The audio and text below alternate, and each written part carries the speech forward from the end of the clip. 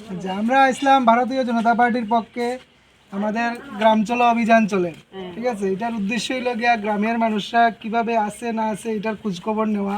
আমাদের মোদিজি এটাই আমরা একটা দায়িত্ব দিছে। তো আপনার কাছে জানতে চাইলাম যে আপনার কাছে মেনলি জানতে চাইলাম যে বর্তমান সরকারের প্রতি আপনি কতটুকু আস্থাশীল। আমি খুব সাহায্য পাইছি। এই যে আমি যেন এই পরিবারের মাঝে যে আমি একটা চাউল মাগনা পাইছি, এটাও আমার জীবনের সবচেয়ে বড় ভাগ্যমান।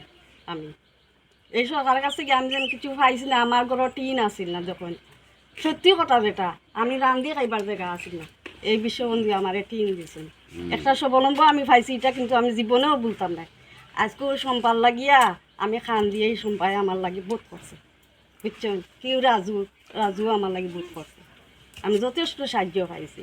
আর আমার এই যে সরকার, এই সরকার তো কোনো আমার নিন্দনীয় না। যে বাইও যাই ও বাইও শুনি এই সরকারের জয় জয়।